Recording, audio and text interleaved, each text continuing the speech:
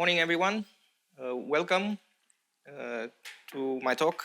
I know it's the first one in the morning, and that's always difficult.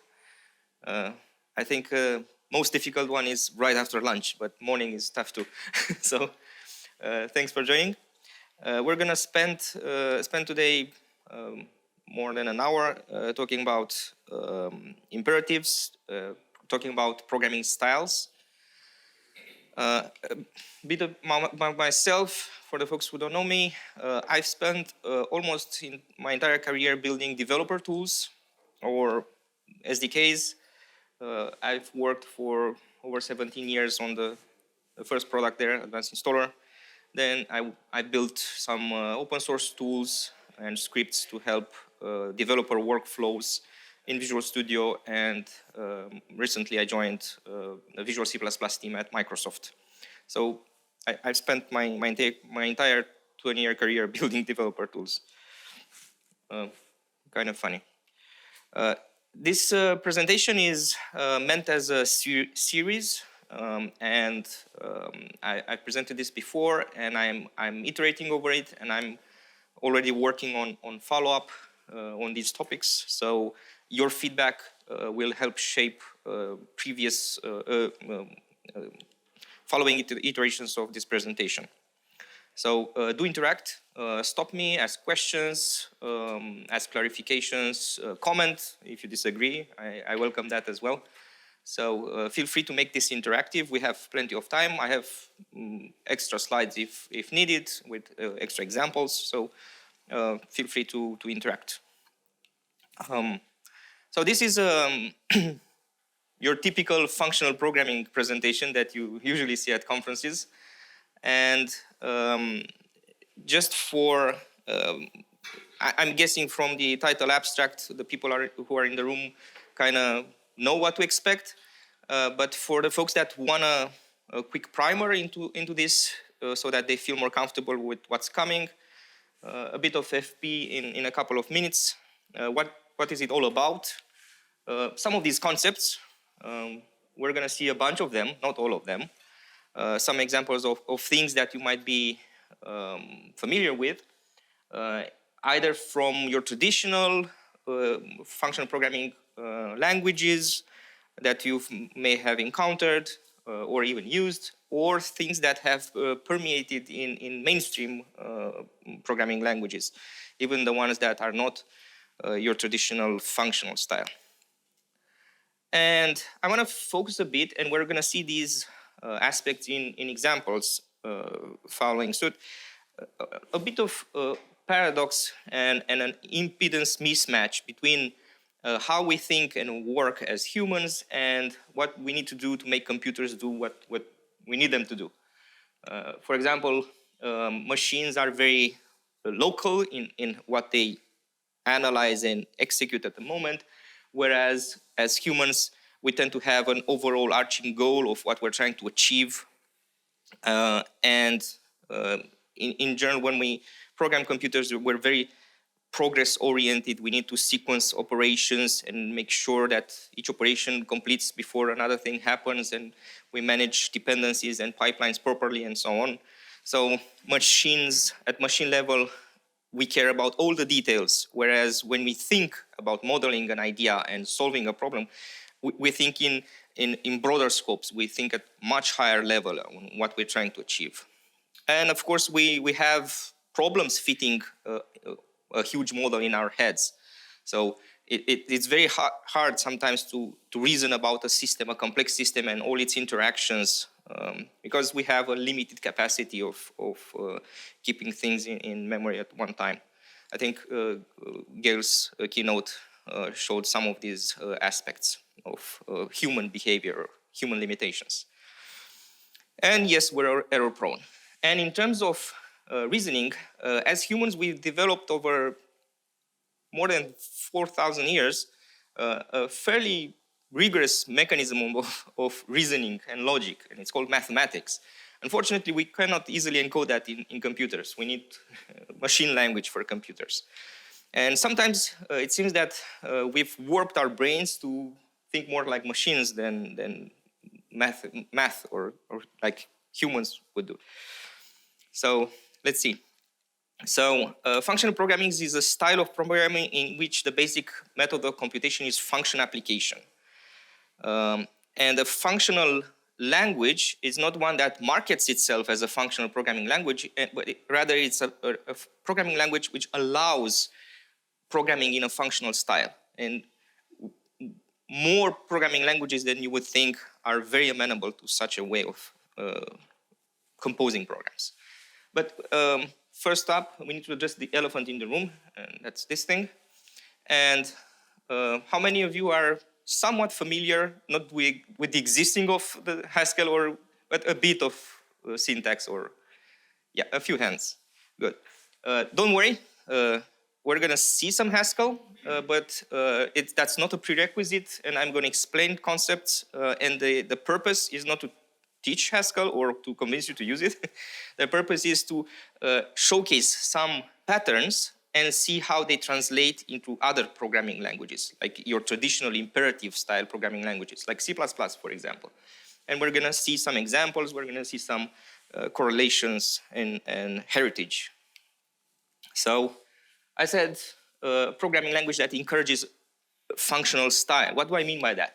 I mean, instead of writing something like this, where our method of computation is assignment and statements and organizing the operation.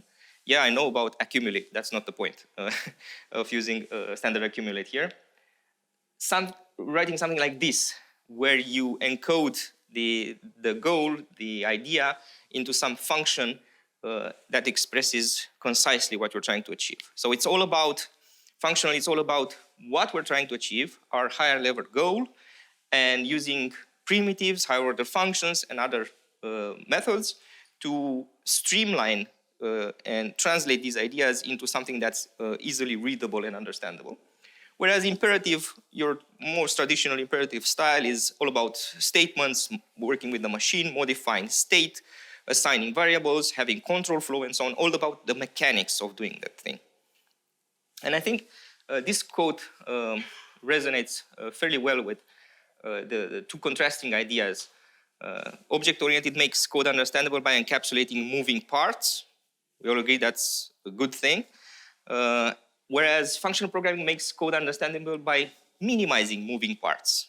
The less boilerplate, the less orchestration and mechanics you see, the greater the chances you're going to understand and be able to maintain that code. And that applies in all programming languages. I always like to give credit and popularize some of the giants on the shoulders we stand on. And to that end, I say that most new and ideas and innovations in modern programming languages are not actually new. They've been around for many, many years. And I like to give credit to a bunch of people and teach a bit of history. So, and I'm going to show the lineage of this style of programming, of this functional style of programming. So I think it starts with Alonzo Church, who develops in the 30s lambda calculus. So that would be the start of theory of functions. Then we have John McCarthy, which I think is more well known generally, develops Lisp, the first functional programming language with influences from lambda calculus, but Lisp retains variable assignment. So that's an important distinction. And then we have in the 60s, Peter Landin develops ISBIM, pure functional language. So the first time when we talk about not using assignments and mutation, again, strongly based on lambda calculus. And one thing that I've seen people don't know about John Backus, people usually associate him with Fortran, is that late in his career, he focused on FP and worked with higher order functions and methods of reasoning about programs outside of the traditional von Neumann model. Robert Milner, ML, first modern functional language which introduced type inference and polymorphic types, something that we rely heavily on these days in many programming languages. Then we have the Miranda system, which pioneered some of the lazy techniques we've seen in Haskell, and we see permeate even in our modern C++20 ranges. And of course, we have Haskell around late 80s, which is a committee standardized language, which basically brought up all the good ideas from 40, 50 years of research into under one roof. And worth mentioning is work done by Phil Wadler and others who developed type classes, which are foundational for Haskell and strongly influenced modern programming languages like Rust, for example. And of course, monads are other innovations that landed here in this time frame. And the stable report. So you might say the obligatory XKCD here is I've done all this lobbying so far, spent 10 minutes trying you to convince that this is the one and only solution. Why aren't people using it? So it's not that. My claim it has one. It has one, just not in marketing terms. So it was subversive. So it was not obvious, like this is the most popular thing, it's used by everyone, loved and wins all the Stack Overflow popularity contests and so on. I claim that it has won by influence, by being a model that others have built on and borrowed from. So indeed, many mainstream programming languages have borrowed things from all those years of research and all those interesting ideas. So they are in contemporary programming languages in mainstream. If we're talking about C++, from mundane things like lambdas and closures that we've become used to nowadays, to standard function, algebraic data types, composability of algorithms that Stepanov pioneered in STL, ranges, folding, mapping, partial application, higher order functions that we have all around in STL, and even monads that we become to rely on, even though we don't like to name them as such. For example, optional, future, expected, and so on. So, and I'm gonna try to convince you that they're good. I'm gonna show examples. I'm gonna show you how they benefit, borrowing these concepts and trying to retrofit them in our mainstream workhorse languages. So it's not just academia research. It's not just things that look good on paper or on toy examples. They're things that benefit in everyday programming. So I promised that I'm gonna help along the way. So Haskell is not a prerequisite here. But for folks that want to take a stab at this, I'm going to briefly explain some of the weird syntax. So we have a list. So lists are in brackets in Haskell. Those represent lists of stuff. We have list comprehensions. So let me find my pointer into, I don't know which direction it is. And to take my pointer somewhere out of the screen to reach the new screen. Yep, found it. All right. It's always difficult to find your pointer. So we have a way of splitting. So from a list, we have a way of splitting its head. So X is the head, X is the rest of the list, tail. So we have a function here that ++ means concatenating two lists. So we're concatenating a list of one element, the head, with recursively applying f to the tail, to some other list, not a tail, and to some other list where y and z are defined here with list comprehensions, where elements of this list are produced from the tail of the list that matches this predicate, and Z list is produced with this list comprehension of the tail elements that match this predicate. So we're recursively applying, so this is a recursive algorithm, yeah, that builds a new list each time, and the way it gathers elements is from the tail, it splits up items that match this predicate and items that match this predicate. So can someone figure out? Quicksort. Excellent. Excellent. You see, naming things helps. So we have, as previously, we have now, the lists have better names. So we have, this list is items that are smaller than X and items that are larger than X. So we're trying to partition things and recursively apply the qsort function. And visually, this is what happens for the people in the room who are more visual.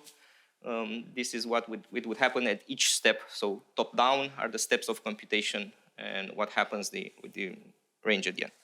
So that's not important. You don't need to understand how to write stuff like this. What I need to show you is what you would need to write in an imperative style. And again, it's a lot of code and its font is small. That's on purpose. I'm not entirely sure this code is correct, although I have adapted it from pseudocode in that famous book over there. But definitely, if I would show you this code and omit some of the variable names there, I think you would have a harder time understanding that this is meant to partition and do a quick sort. And I'm going to do an aside story here from 1986, when Donald Knuth was asked to implement a program for the programming pearls column in communications of ACM.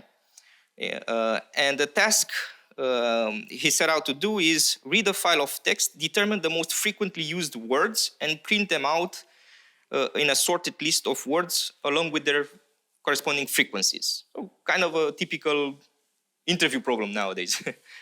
But implemented in a proper Knuth rigorous fashion. And he did it in Pascal. So his solution, which if you're familiar with his style, is very thorough, very detailed, was about 10 pages long in Pascal. Whereas Doug McElroy, who's familiar with Doug McElroy? Ever heard? Few hands. I'm happy with that. More people need to know about him. One of the people who pioneered the pipe that we love so much nowadays. So Doug took this challenge and implemented the same thing like this. So instead of 10 pages of Pascal, a few lines of using the right algorithms to pipe these operations and sequence them so that we achieve the same result. So 6 lines of shell script did the exact same thing as those 10 pages of Pascal.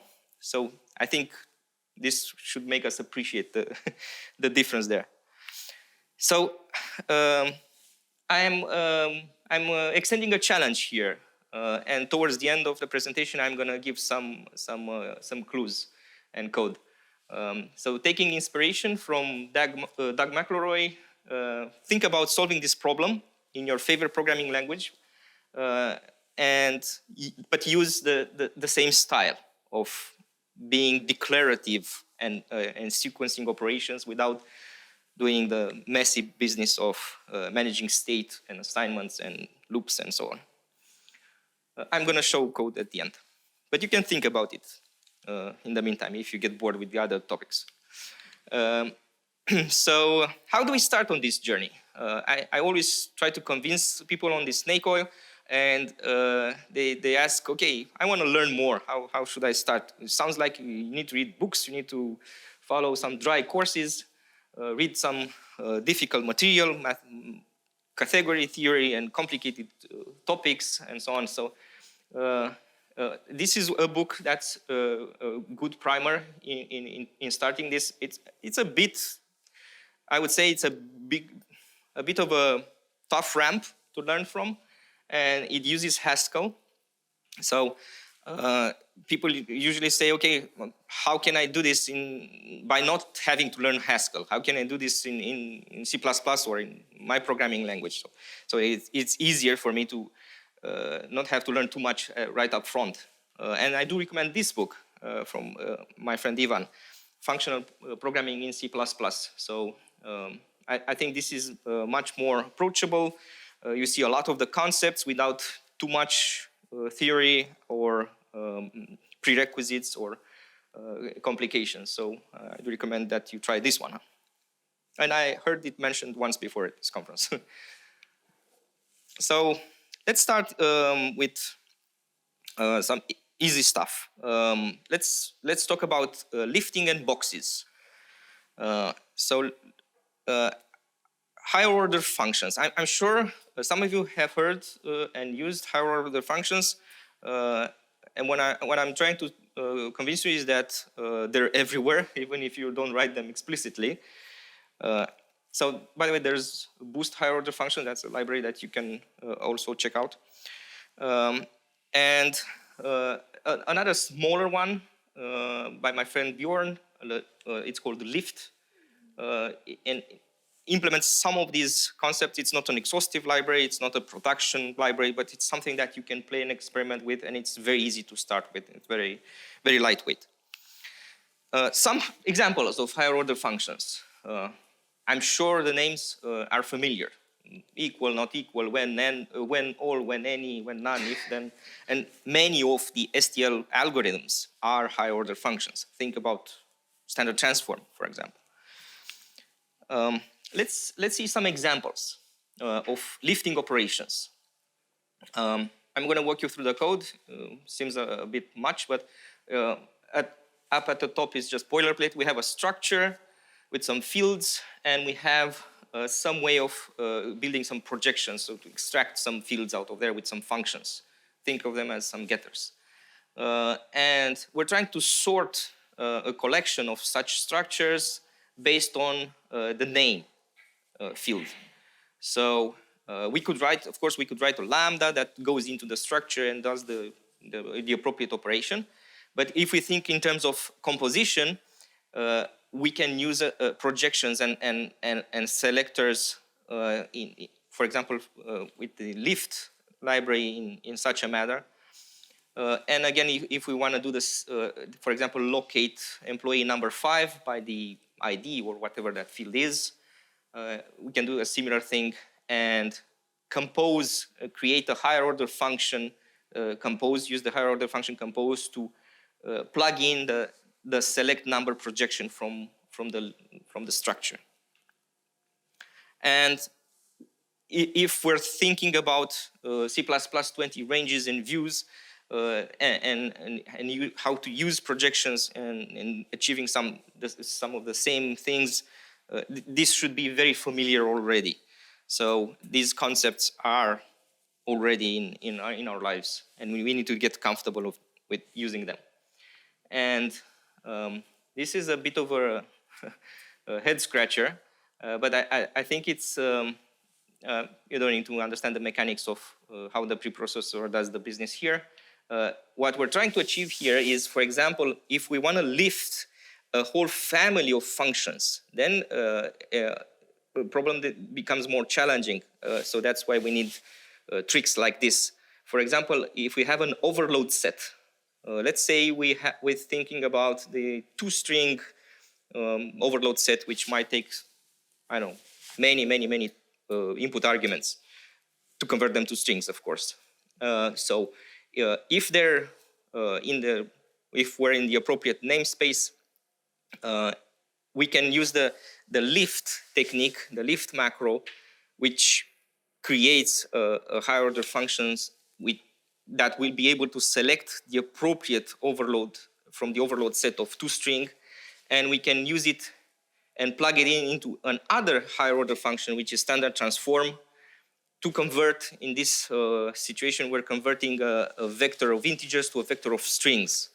So at each iteration, the 2-string overload for integers, because that's the input for our transformation, will be selected from many 2-string functions. So it will select the appropriate one. So just a glimpse of a technique of composing functions and picking up the right function specialization for a particular algorithm there. If you want to learn more from the author of the Lift library, this is a very, very good presentation. By the way, I always, in my talks, I always reference other presentations which I found very helpful or very instructive. You're going to have links in all the slides to papers and other presentations. This is a very good one, higher order functions for ordinary developers, very grounded in real things, not theoretical, very, very practical. Lots of examples, highly recommended. And now that we've talked about lifting, and we're going to see more lifting now, let's talk about boxes a bit. Anyone have been, any of you have been in my presentation yesterday about and then some T, about optional and expected? No, excellent, good. Then these are new slides. So boxes, examples of boxes that we're using. Unique pointer, shared pointer, vector, optional function, and so on. Just a few examples. These are things that wrap up values. They have something inside them, and we're using them to pass along in our computations. And we have means of getting at values inside those boxes. But when we're performing actions on these hidden values, we have to do it without unwrapping them, without looking in the box.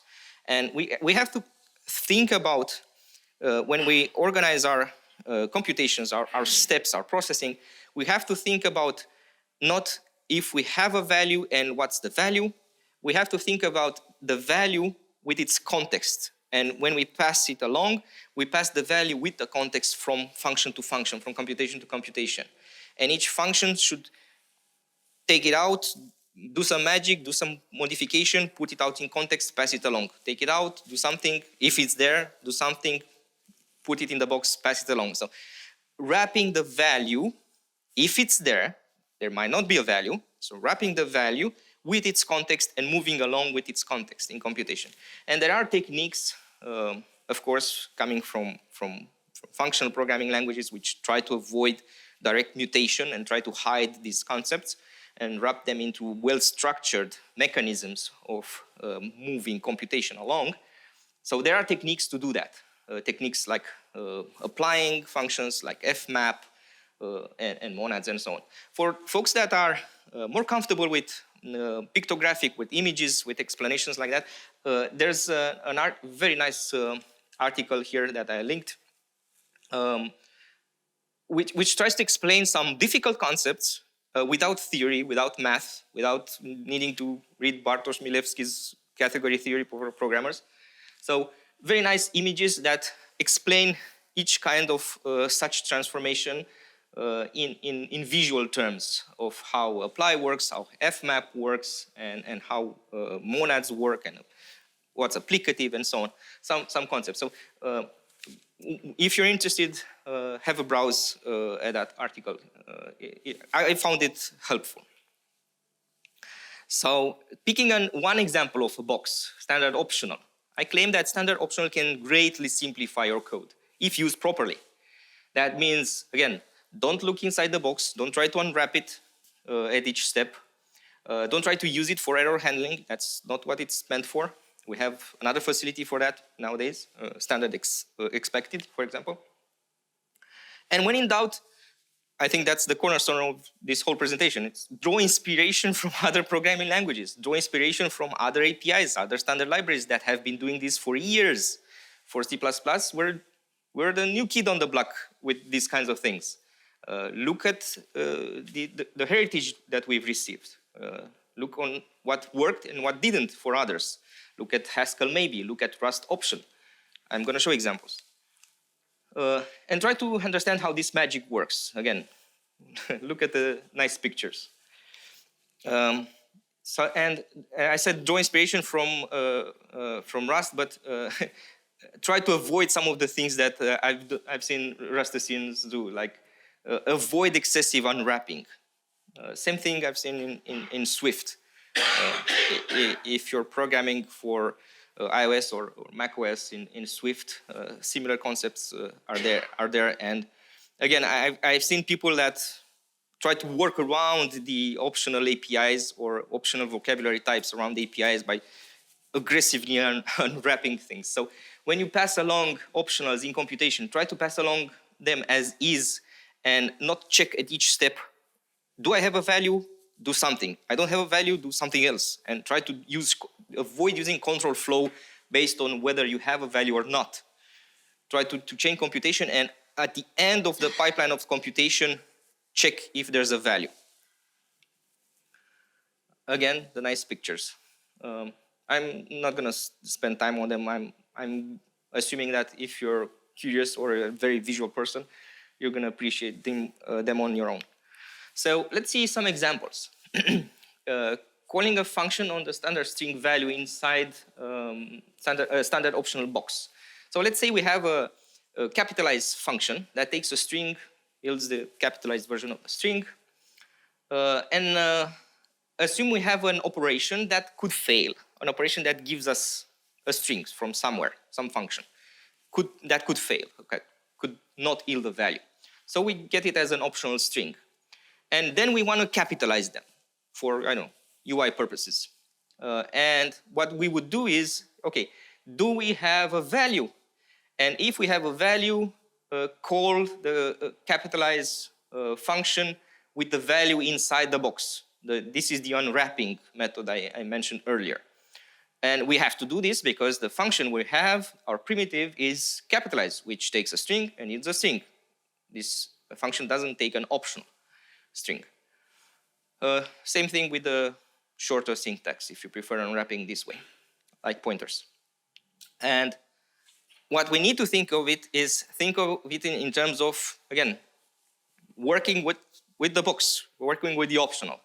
So we have to think about, okay, we have an optional capitalized string because the input might be null-opt, might not be there. So we have, again, an optional capitalized string. And how do we deal with the fact that we need to call this function, and this function needs a concrete value, a concrete string value? What can we do? So what we can do is what we learned earlier, lifting. We can try to think about a lifted capitalize, which now operates on an optional string and returns an optional string, and hides this business of putting your hand in the box, this thing here. So taking it, I keep losing my pointer. I should have made it bigger. So, excuse me. So taking this business of putting your hand in the box, applying a function in the box, and moving the box along. This is what lifting does. So we can think of this lifted function, and this lifted function basically modifies the codomain of your function. Instead of having a function from string to string, our capitalized function, we now have a lifted function which operates in another codomain, from optional string to optional string. That's why the name, lifting. And we can generalize the concept of lifting any function. Let's say if we're talking about the optional box, thinking generically in terms of if you have a function from A to B, which are any types, then we can think of a lifted function from optional A to optional B. And we can easily write such a function. It's not a complicated thing. By the way, this concept is called fmap for the people who follow the pictures. So lifted f operates on optional of A and produces an optional of B. And this is how we would obtain a lifted capitalize, by using an fmap, which takes a standard function from A to B and an optional of A and produces an optional of B. If you're not comfortable with using standard function, this is another way of writing it, by using the function as a template type there. So this is fmap, something that might sound scary at first when you learn about it in functional programming, but this is very mundane even in C++. And we can even write a simple example of f mapping. For example, if we think of another box, I said another box might be vector. So one frequent operation that you need to perform is you have a vector of stuff and you want to transform this vector of stuff into some vector of other stuff. I have an example here. I have a vector of strings with some names, and I want the equivalent lengths, a vector with the lengths of these strings. These kind of things frequently pop up where you need to transform a data range. So fmap, calling standard transform to apply this transformation. And by the way, standard transform in STL is an fmap. That's our fmap function. So we're not good with names across our programming language and across our industry in general. So some languages align their names and have like what you would expect. We have sometimes different names. So transform is our fmap. So each time you think, okay, I need to somehow map these values to a transformation, that's transform. So a very simple example of lifting with another kind of box, not optional, but vector in this case. I'm sure you've done similar things by now. And the real power comes when we're trying to compose these things, because up until now, it's kind of hard sell. Maybe I need to learn too much for such a simple thing. But when we start to chain these kinds of operations and compose them, like we've seen with the Doug McElroy's example with the pipes there, then it starts to get interesting. Then we are starting to reap the benefits of these techniques. So let's say we want to chain two operations of trimming a string and then calculating its length. So trimming is from string to string, and length is from string to int. These are the APIs, the primitives that we need to work with. These are what the platform offers, or what our standard library offers, or whatever. But we need to work in terms of potentially not their values, in terms of optional values. And if we're starting from an optional string, we lift to an optional string, and with the length from an optional string to an optional integer. So we have two fmap operations, and I know it doesn't look pretty, but we'll get there. But I'm trying to build up to the idea of the composition. So first, we're starting inside out. So first, we're doing the first mapping with the trim function, that's string to string, and then the outer mapping where we do string to int for the length. So I think you get the idea. And I know it doesn't look pretty. We're going to get there. Let's see another example. I'm trying to build up comfort here by many examples. So let's say we have a sort of a debugger situation here, where we have a program counter that we get from, I don't know, current execution context from a debugger. And this is an optional thing that returns an address in 64-bit memory. And we're trying to build a function which gives us the debug location corresponding to this execution context to figure out, okay, where are we in code? What's the function, line number, and so on. Typical debugger stuff. So what we might do is defensive programming here. Like if we don't have, because that's an optional, that's yielded from a function that might fail. I don't know, for whatever reason we might not attach or might not get what we want from the API. So we're doing defensive programming there. So if we don't have a current program counter, bail out, no debug location. Then we're trying to load the symbols. And then we unwrap. We're trying to, okay, now we have a value. We're trying to get out at that address in memory, this int 64. And use some API and load the symbol of that. This again, it's an operation that might fail. This symbol might fail to load. We don't find the PDB, you don't find the symbols, whatever, for whatever reason. Again, we're checking if we're there. And if we found a symbol, then we try to put it in some UI-friendly way to display it somewhere in the debugger and call stack or somewhere, the function name and location. So again, this is a typical thing that we all write. I've written this kind of thing many, many times. But we can think again in terms of removing this mechanics, this boilerplate of unwrapping, and do, again, two-stage composition. First one to the inner one to load the symbol, and the outer one to transform it to a presentable string, something UI friendly. Same concept, different example. We can even think about, okay, how can we add some syntactic sugar on this? How can we change operations so that it looks nicer? It looks like a processing pipeline. It looks nicer. We can think about something pipe-like and some other syntactic sugar to make this chaining feel more natural. So these are the concepts so far. So we have the concept of a type constructor, which creates a box that wraps another value.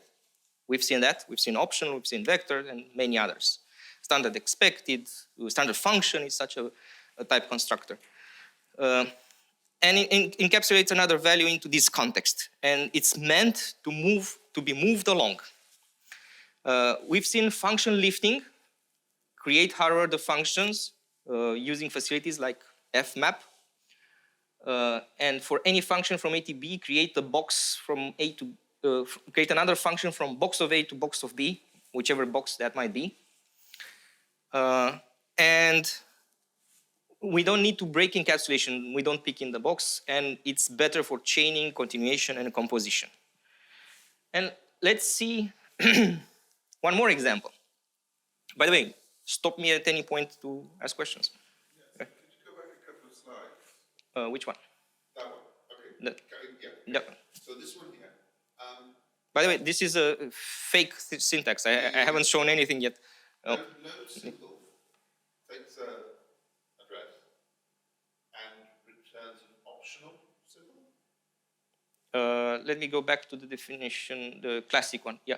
So load symbol takes a concrete address, an int 64. So when we're piping this into fmap, are we getting nested optionals here? And then we're going to have to deal with that at some point? Good, very good point. Yeah, there's special techniques for collapsing nested optionals.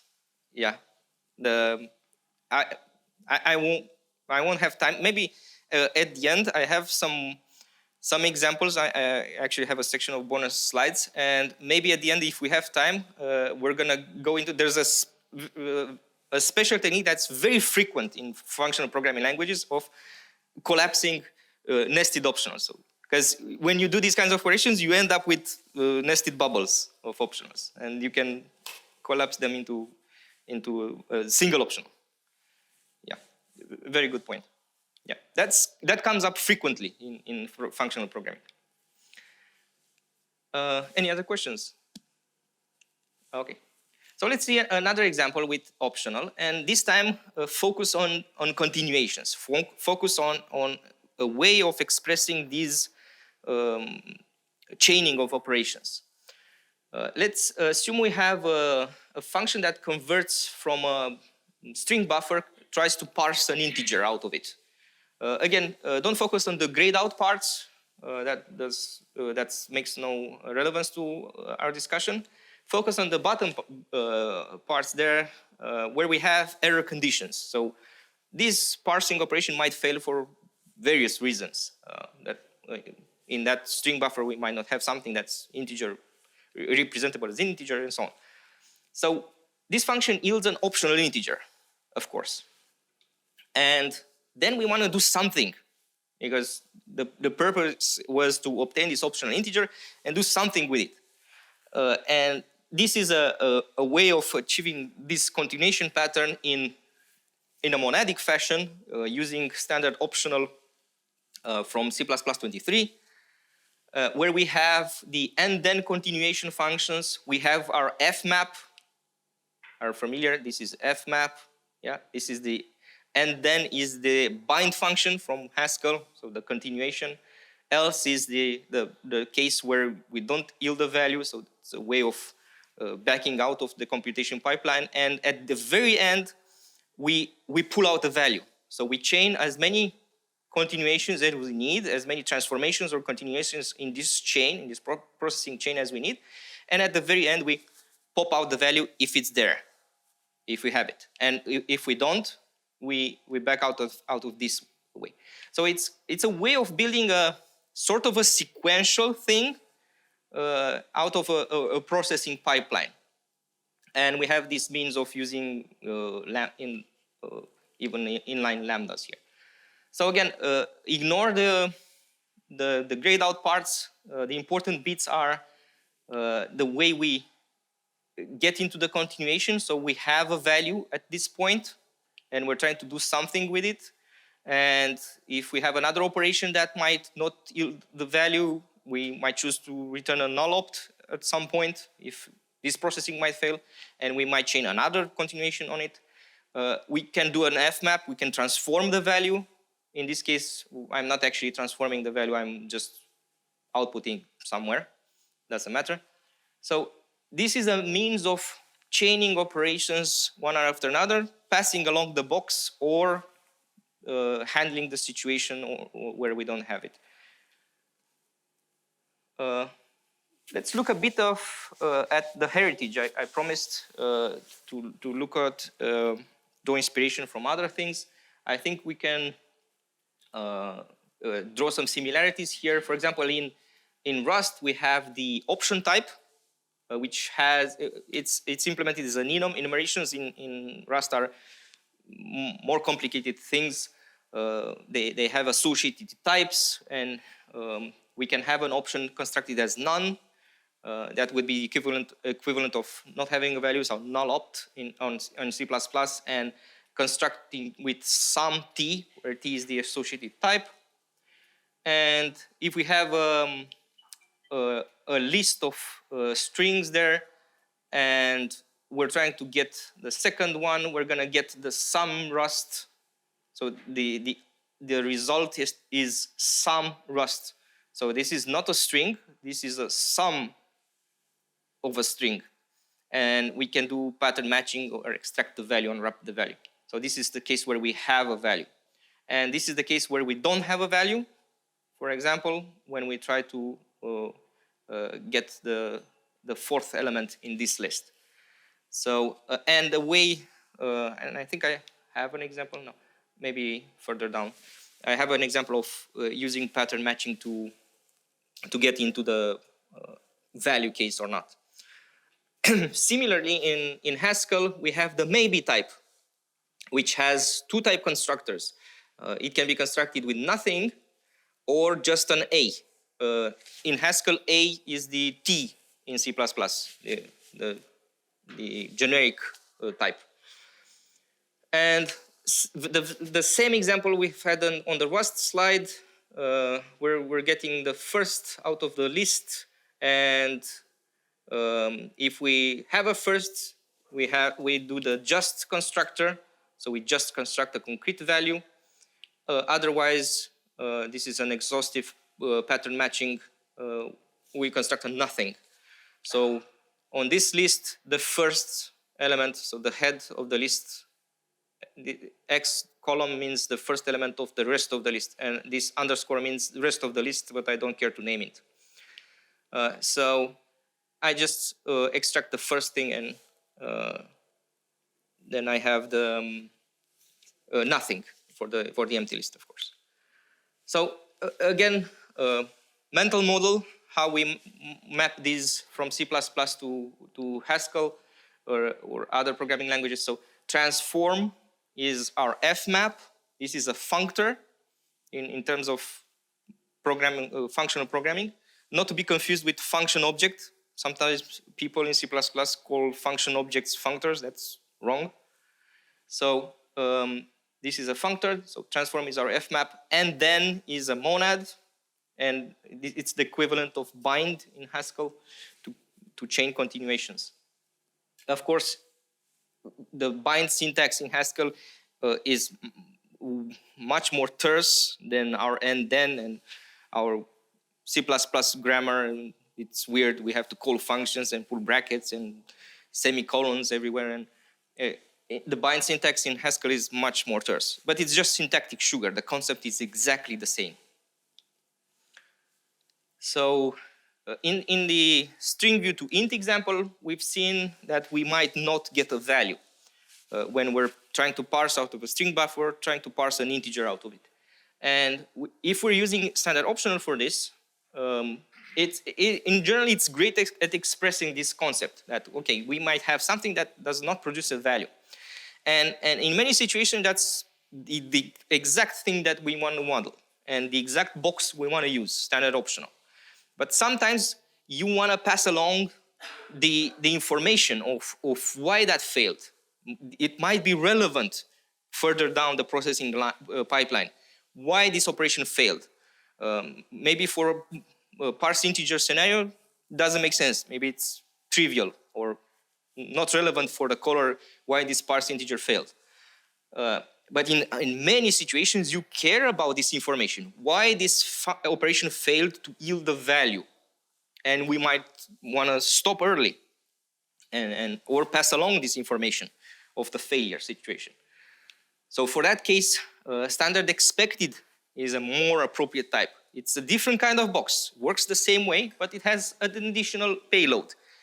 Aside from the T value payload, it also has the E-type payload, which encapsulates whatever you want. You can define it to be whatever you want to encode the error situation or the alternative. Let's see. So if we rewrite the same example, but now let's assume out of the string view to int function, we extract an expected of int and parse error, where parse error is a structure that I defined to encapsulate some kind of error, in this case as strings. It's totally up to us how we define such E-types. And then I'm being explicit about it. For example, I'm saying, okay, in this situation, I'm returning an unexpected. By the way, unexpected is the way of returning an expected with this bit set, with this type set. So think of it as, you could fake the same thing maybe using variant types, or I've actually seen people do that before expected. But you can think of it, okay, expected is either set in the T state or set in the E state, the error state. So the unexpected function sets it in the E state, the error state, and I'm initializing it here with the parser, my parser structure, which says out of range. And here it says not an integer, or anyway, not important. You get the idea. And for example, here I'm doing some processing in the happy case. I'm doing an fmap. I'm transforming the value somehow. I'm doing something with it. And the same as before, at the end, we can pop out the value when we're done with the chain of computations. So again, this can carry over. So when we pass along our box, it can carry over alongside with the value. If it doesn't have a value, it can carry along an error. Again, the heritage slide. So in Rust, we have the result type, which can be in either OK state or error state, and both of them have an associated type. And yeah, I promised an example with pattern matching. So let's say we have a safe division function, A divided by B, and this results in a 32-bit integer or a division by 0 error. Not a great API, I know. And division by zero is just a structure I defined to carry this information, this type of error. So yeah, it's a toy example. So I'm using pattern matching on the denominator B, and if it's 0, it happens to be 0, then I'm setting the result. I'm setting the result in the error state, and I'm giving it the kind of error that happened. And for everything else, so this is an exhaustive matching on the value set. On the rest of the values, I'm setting it in the OK state, and I'm attaching the value of the result of the division, A divided by B. And I'm printing it out with two examples, one which yields OK 21, and the other one yields error division by 0. I would like to mention that this pattern, talking about looking at others that have more experience than us using these kinds of things, Rust has been doing this for many years. So this pattern of using result types as return types from functions is pervasive in Rust. All APIs that might fail in some way use this pattern. So result is a very common vocabulary type. You're going to see it all over the place in the standard library in Rust, in frameworks, in other libraries, in third-party libraries. So it's everywhere, and it's used extensively as a means of handling errors and propagating errors. And it's so established as an idiom that it even has some syntactic sugar, which I put here mysteriously in the corner. It has a question mark. So when you might see question marks after calling some function in Rust, that just means, okay, that function returns a result, which might have an error, and the question mark means bubble up the error and bail out of the function and bubble up the error to the caller. So it avoids the boilerplate of doing this kind of thing that I'm doing here. So it avoids the boilerplate of, okay, I'm in my function f and I'm calling function g, and g might fail. I don't need to check if g failed and return early before continuing the computation in my function. I just put question mark, and then that's syntactic sugar for doing this check, bubbling up to the caller and bailing out of the function. So this is very pervasive. And of course, they have to match. The error types and result types of the functions have to match to be able to bubble up this error. But it's a very frequent idiom. Haskell, way before Rust, had the same thing. It's called either, and it's either left or right. And you might choose whichever one is the right one. It's totally up to you. So the same example, save division from integer to integer and returns an either int or a division by zero, where division by zero, again, it's a made-up structure for carrying out this error type. And again, I'm doing pattern matching. You see how Rust looks like Haskell? That's not an accident. So in the zero case, I'm setting up the either. So my result type, I'm doing this is a type constructor, left is a type constructor. So I'm constructing it with left, and I'm saying it's a division by zero. And in all other situations, I'm constructing it with the right, and I'm assigning the value of the division. By the way, if you find these squiggles weird and you're not comfortable with Haskell, dollar means just a way of carrying out dot-free notation to the right side, and those backticks on div just means infix way of calling the div function, because in Haskell there's usually a prefix notation where the function name is in front of the arguments. That's just mechanics, not important. So, and again, in the two examples we have right 21 and left division by zero, same thing. Just a quick aside on availability of these things for C++, again, grounding it in what you might be interested in. So standard optional is not exactly news. C++ 17, these are the versions of the main compilers supporting it. Standard expected, C++ 23, already available in the mainstream compilers. These are the versions. The monadic extensions to optional and expected, these are implemented out of bands. So for optional, those are the versions where they're available. For expected, unfortunately in Clang we don't have it yet, coming soon. So just in case you need to make sure when they're available. If you're not there yet, that's perfectly all right. There are alternatives. This is by far the best one in my opinion. Open source, header-only implementations of optional and expected. They're very, very close to what's in the standard, very close, drop-in replacement, high quality implementations by my colleague Cy Brand, and they're compatible with C++, 11, 14, and so on. So header-only library is very easy to use, adopt in your projects, drop in replacements when you want to upgrade to the one from the standard. So I wouldn't expect any problems. Highly recommend them. And if you want to read more, my colleague Sai just wrote a very nice article on standard, optional, and expected, with a few more examples on the Visual C++ blog there. And by the way, Sai is the one that contributed the implementations in the Microsoft STL implementation of for the monadic extensions for optional and for expected.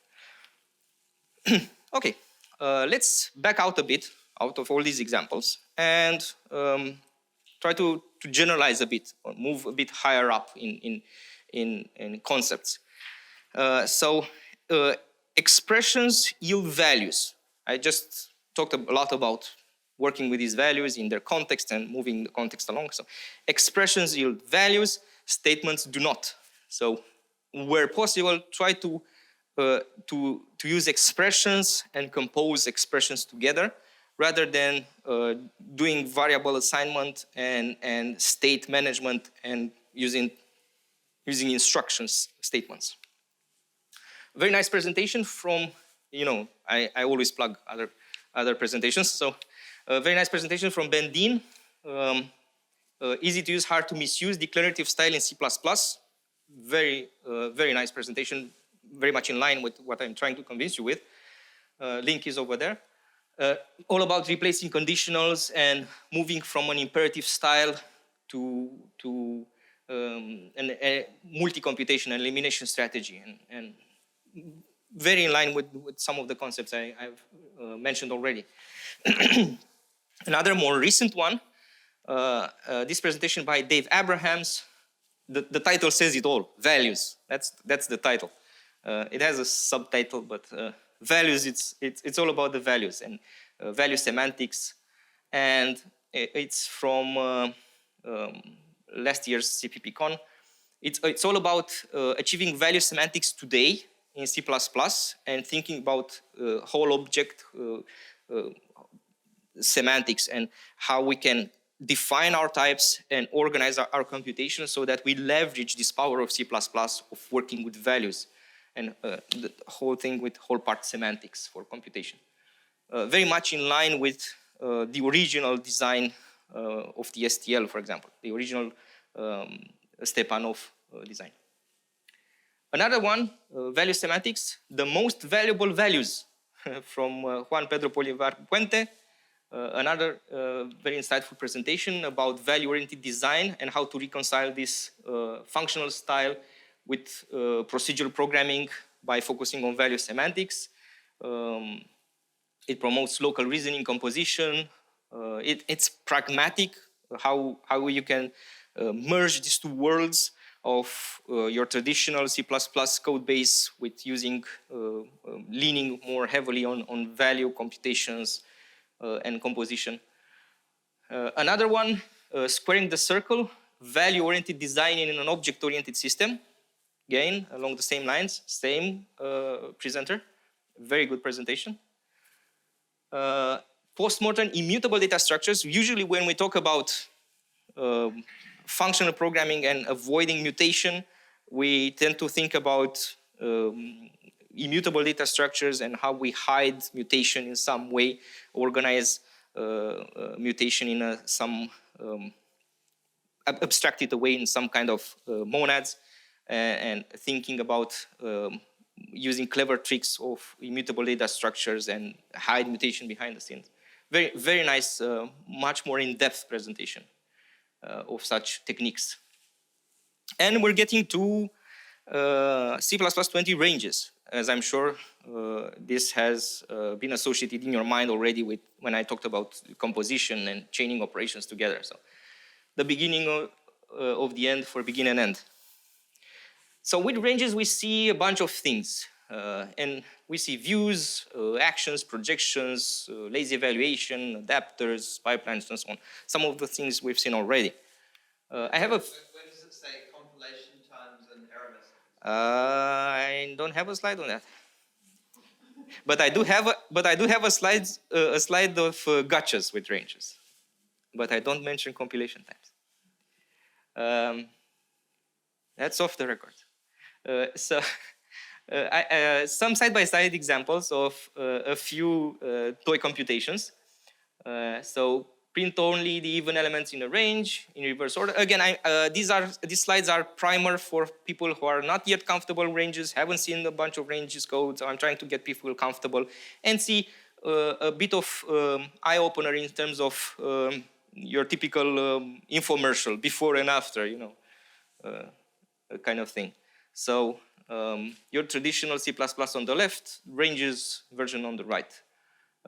Skip the first two elements of the range and print only the even numbers for the next three in the range. Again, silly example, just to show you how you would have to organize the mechanics of achieving this operation in an imperative style, whereas in a declarative style, it's much cleaner in expressing the intent, much easier to understand for the reader, and much slower to compile. Okay. Modify an unsorted range so that it retains only the unique values, but in reverse order. These all sound like interview questions, by the way, or lead code questions or something.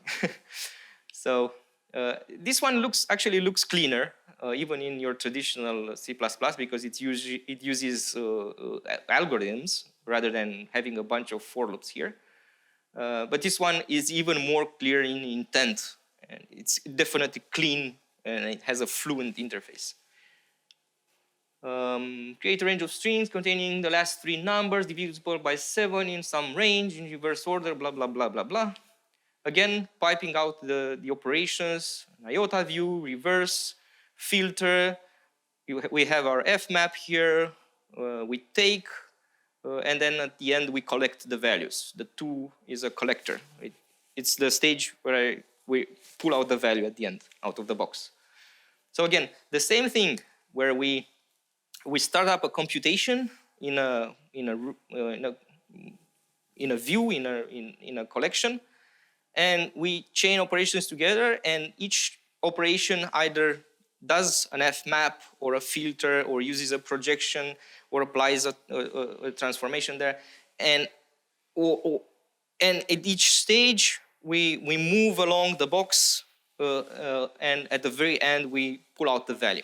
And worth mentioning this, another bit that's important here, that we draw inspiration from functional programming, is that all these things are lazy. So these things don't happen as we see them. It's not a semicolon at each step, conceptually, like do this reverse, and then after you reverse it, do this filtering, and after you do this filtering, do this transformation, and after you do the transformation, take the first three elements and so on. So they're not done in an imperative, immediate way. They're done lazily. So we don't do things that are not necessary. For example, reversing and then filtering out or something. So the computation is requested outside in. So from the things that we're interested in, do the operations that we want on them. So we avoid doing unnecessary computation if it's not needed. So it's not like at each step we need to produce a value. We need to produce the reversed list, and then we need to produce the filtered list, and then we need to produce the transformation of all the list. So we're not going to do fmap over all the values, just the ones that we filtered out, that we're interested in. Only those values are going to be transformed and so on. So it's a lazy pattern. Again, very much in line with this style of reasoning from 40 years ago. I promised a hint for the solution, by the way, to this problem, but in C++. Roughly, this is what we would need to do. So an input range from standard input here. We transform to lower. We transform to alphanumerical. We move empty things. We sort. And then we collect in a vector.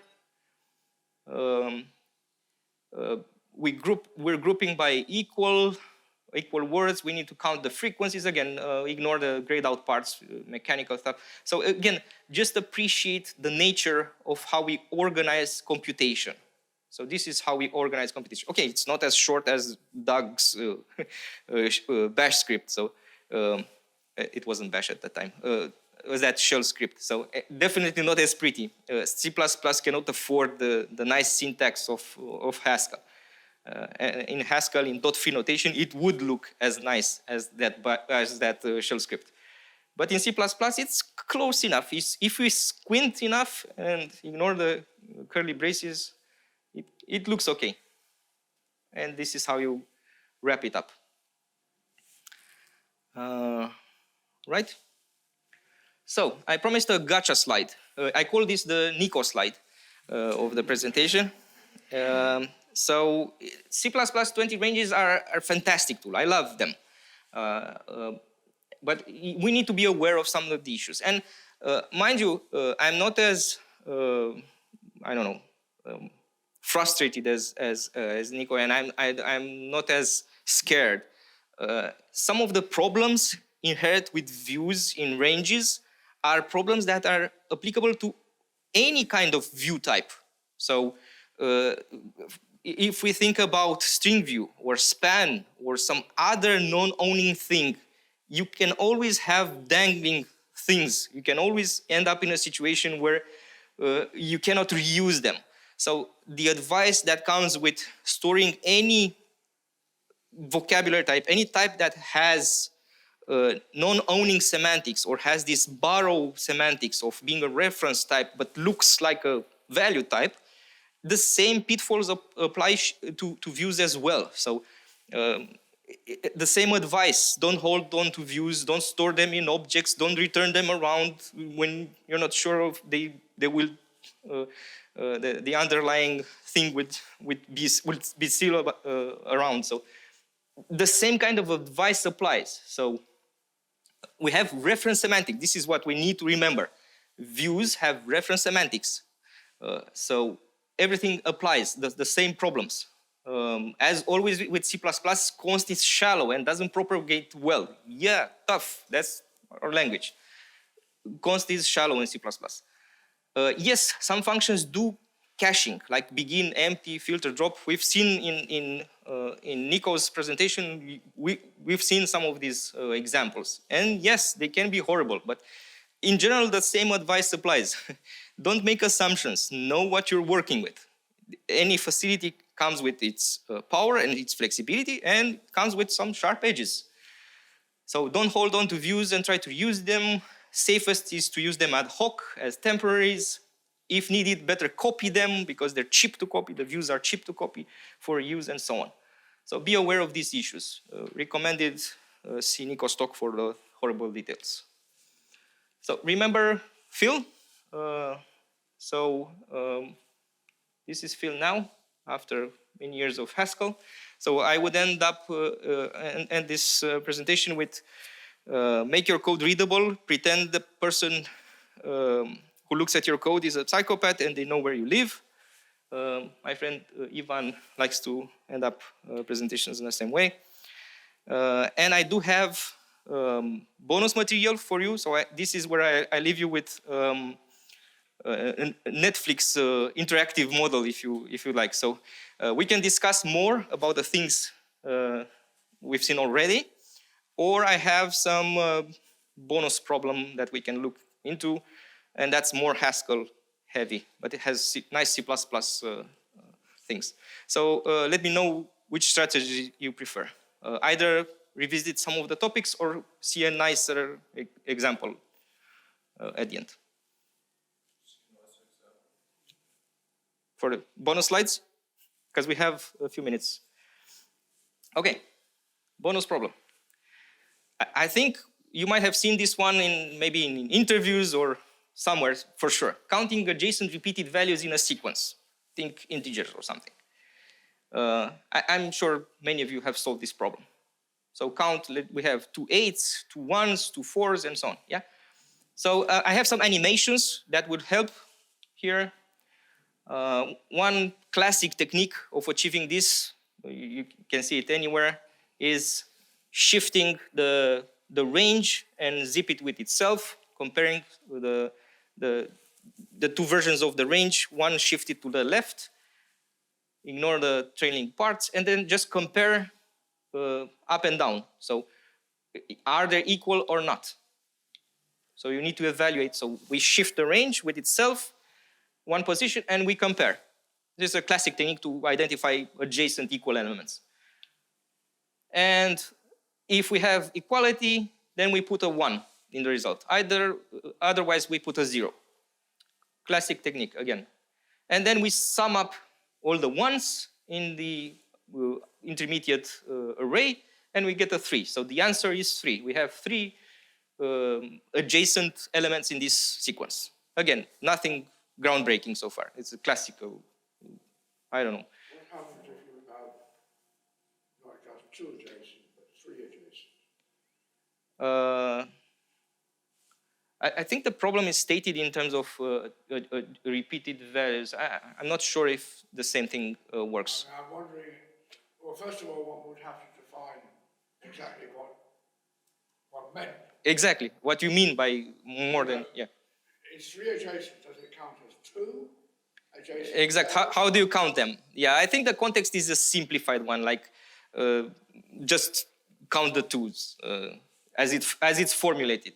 Yeah, if there's like 8, 8, 8, 8, the question is how you count them. You count all of them and how you add them up. Yeah, I'm not sure that this implementation would work in that way. That implementation will count as 3 adjacent as 2. Yeah. Probably not the thing. One has to define the problem more carefully. Yeah, I agree. But that's not important because the problem is trivial in how it's formulated. What's important is the mechanics of solving it. So we do this shifting and we compare and we sum up the values. And in how we would do this in C++ is a bunch of for loops, I presume. That's or okay. Maybe if we're being fancy, using STL algorithms or something.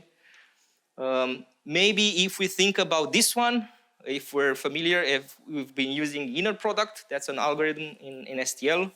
I don't think it's immediately obvious. This didn't come up to me first time around, so I actually seen the solution using inner product. It's nice.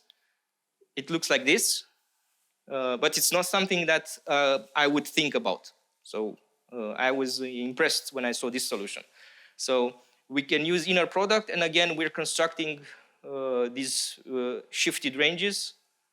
So these are the 2 shifted ranges, and we're using plus and equal to for the sum and the product functions here that are configurable. So the sum function and the product function are plus and equal to. So it's a kind of a trick. We're using inner product, but it's not what it's meant for. It's a trick. For sure, if I would see this code, I would say, someone is trying to be smart here. So I wouldn't understand this immediately if I saw it. Let's go back to Haskell a bit here. So let's try to do the same thing. Did you notice I changed the curlies in square brackets? I'm proud of my animation. So I'm doing the same thing. We're shifting, we're comparing, and now I'm using minus just to get fancy because they're numbers. I got bored. Same thing. If they're equal, the difference will be 0. And now we're looking for zeros. So now we're looking, okay, do I have 0? Then how many zeros I have? Then we have 3 adjacent things in the collection. And now we're beginning to appreciate the value of composition and the terse syntax, of course. So we have a count adjacent equals. This is the function we're defining. And we're saying use the function. This is a dot-free syntax, which uses dots, by the way. I'm not going to go into that. So we're using the adjacent different function. The adjacent different function is defined here as the map adjacent using the minus function. So this syntax in Haskell, when you put in parentheses, it's called sectioning. And this is how you provide an operator as a function argument. So this is the minus function. This is, in STL speak, we would say standard minus, colon, minus. So we give the minus function to map adjacent, and this is adjacent difference. And we're giving the equal 0 predicate to the countif function. And countif function applies the filter. This is the filter predicate. Applies the filter, then change the length. So it filters out using the equal 0 predicate, and then counts how many of them are. Length counts. So you see how you, from the right to the left, how you chain computation. By the way, it's different than in C++20 ranges. So C++20 ranges are left to right. Haskell is right to left in how you change things. So still lazy though. Countif, which elements match the equal from what? From what adjacent different returns. And adjacent difference has map adjacent. We're going to see map adjacent, it's fairly trivial. And it uses minus to do this adjacency difference that I have in my animation. And countif, again, just filters out and counts how many are. Okay, let's see some mapping to ground you in C++ a bit. So in Haskell, this is how I would express a lambda. It's a verbose way of expressing it.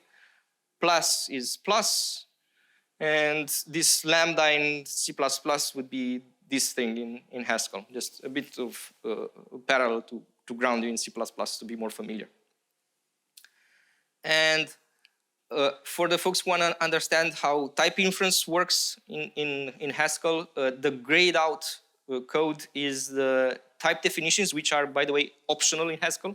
So Haskell has type inference, so you don't have to define the prototype of the functions. So these are the types, just if you want to understand what's chained into and what currying happens there. So this is the curried syntax, by the way. The arrows are in Haskell, function arguments are curried. So in theory, all functions have one argument, but it's curried from computation to computation. So if a function has 2 arguments, is equivalent to a function taking the first one as argument and then applying the higher order function to the second argument and so on. So you move along, it's called currying. So this is the curried type definition. Again, totally optional. So countif, I've shown it earlier, so it's filtering with a predicate and then counting. That's just a helper function I built. And map adjacent, again, it's zip with, which is a prelude function. It's in the standard library. So zip with using the function argument and zip the list with its tail. Again, exactly what I did in the animation. So tail is a prelude function. So tail of the list with the list. And I zip them together. So that's how I form the pairs that I'm going to compare with the predicate. So that's why I do map adjacent, and I'm using this operation when zipping. So when I zip them, I automatically apply the operation minus. So that's why it's called zip with, because it applies f. F is minus. This is the function f. So when I zip them, I automatically apply the minus function, and I get the result. So then count adjacent equals just is the composition of these 2 functions. Again, don't worry about understanding the details, just appreciate how the computation is chained together, and maybe appreciate the terse syntax. Anyway, so that's the result. And that's the whole algorithm without the explanation. Now this is the full solution is this one. All previous slides were just breaking it down for explanation. So this is the full algorithm. Back to C++. Okay. So count adjacent equals. Again, we can use zip. We now have something with zip in C++23. So again, zip of x's with tail of x's. This is very easy to implement. Then pipe it into a transform with equal and then accumulate.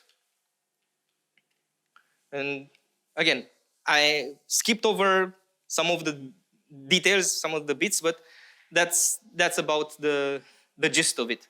So yeah, is not as pretty as this, and you can make this even terser. You can actually chain all these things in one line, but I think that's cruel. But we can strive to get closer to that with C++. So I think we can. It's not as nice, but we can express the intent in a more succinct way rather than, I don't like this one. So I don't like doing this. So I don't know. Even though it's an algorithm, I wouldn't understand it, honestly. Okay, that's about it, all I have. So if you have any more questions, I do have a few minutes. Otherwise, you can catch me on the hallway anyway.